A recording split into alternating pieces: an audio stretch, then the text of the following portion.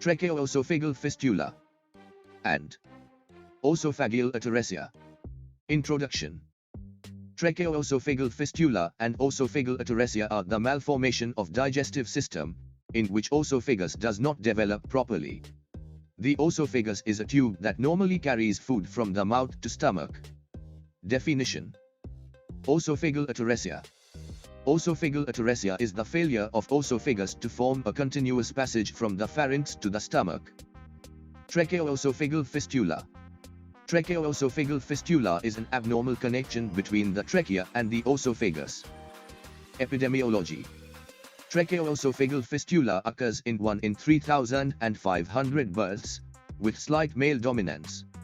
Oesophagus atresia with or without tracheo-esophageal fistula is common in prematurity, with 34% of cases weighing less than 2,500 grams. Approximately 50% of neonates with oesophagus atresia or tracheo-esophageal fistula have other anomalies also. Usually cardiac anomalies are seen in 14.728% cases of TF. Etiology. The cause of tracheo-esophageal fistula and oesophageal atresia is still unknown. Types of TF. Type A. In this type, there is oesophageal atresia and proximal and distal segments of oesophagus are blind. There is no communication between trachea and oesophagus. This type is present in 7.5% of cases. Types B. In this type, oesophageal atresia is present and the blind proximal segment of oesophagus connects with trachea by a fistula. The distal end of oesophagus is blind. This type is present in 1.1% cases. Type C. In this type, oesophageal atresia is present. The proximal end of oesophagus is a blind pouch and distal segment of oesophagus is connected by fistula to trachea. This is the commonest type, present in about 86.6% cases. Type D. It is the rarest type that occurs in 1% cases. In this type, both upper and lower segments of oesophagus communicate with trachea. Type E. In this type, oesophagus and trachea are normal and completely formed but are connected by a fistula. This type is also known as H type and is present in 3.8% cases. Pathophysiology.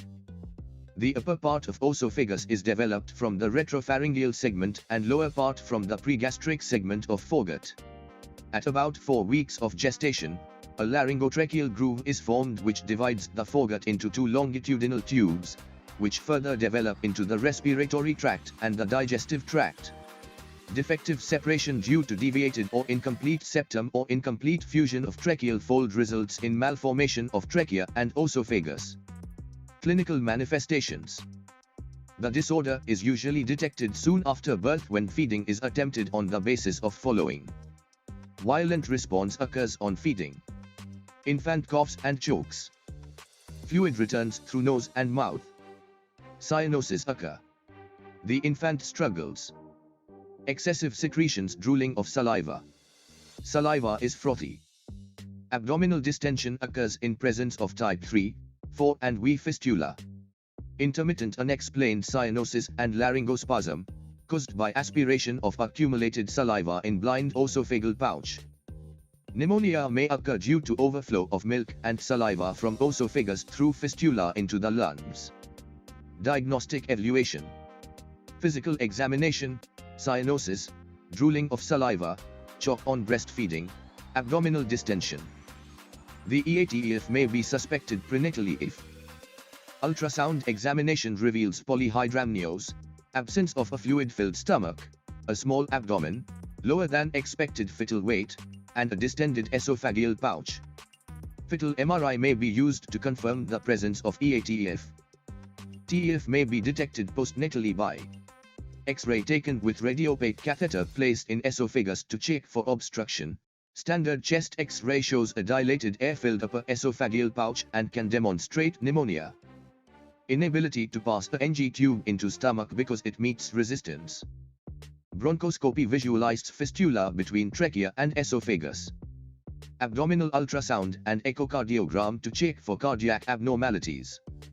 Treatment. The management of trachea-esophageal fistula is mainly surgical. Surgical intervention depends on the distance between proximal and distal pouch of oesophagus, type of defect, condition of neonate and his weight. Initially, maintaining a patent airway and preventing aspiration of secretions are paramount. Prone positioning minimizes movement of gastric secretions into a distal fistula. Esophageal suctioning minimizes aspiration from a blind pouch. Endotracheal intubation with mechanical ventilation should be avoided if possible because it may worsen distension of abdominal viscera. Careful search must be undertaken for the common associated cardiac and other anomalies. If distance between upper and lower oesophageal segments is less than 2.5 cm and if the condition of infant is good, primary repair is done by division and ligation of the fistula along with end-to-end anastomosis of proximal and distal segments of oesophagus. Staging surgery, when the distance between the two oesophageal segments is large and condition of the infant is poor, a two-stage procedure may be required. Initially in the first stage, the trachea-esophageal fistula is ligated and gastrostomy done to reduce the risk of reflux and to provide feeding. In the second stage, both proximal and distal oesophageal segments are anastomosed.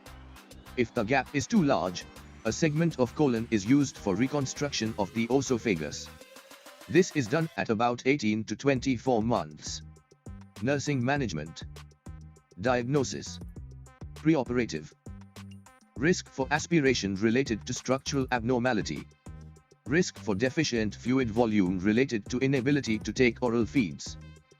Impaired breathing pattern related to frequent laryngospasm and excessive secretions in the trachea. Ineffective airway clearance related to excessive secretion. Impaired gaseous exchange related to excessive secretion and laryngospasm. Postoperative. Ineffective airway clearance related to disease process. Impaired nutrition related to surgery. Altered comfort related to surgical process. Nursing intervention. A nasogastric tube is put in the upper oesophageal segment and is aspirated frequently, to prevent collection and aspiration of secretion into the trachea. Intravenous fluids are administered to maintain the hydration status of infant. Place the infant in semi-upright position and administer oxygen if cyanosis is present. A cervical oesophagostomy is made to drain out secretions from blind oesophageal pouch and administer oxygen to infant. Feed the infant orally or by gastrostomy. Position the baby comfortably in semi-Fowler's position and administer analgesics. Complication. Tracheomalacia, weakness of tracheal wall. Anastomotic leak, tension. Strictures, narrowing, esophageal dilation. Dysphagia, esophageal motility disorder. Gastroesophageal reflux. Respiratory distress.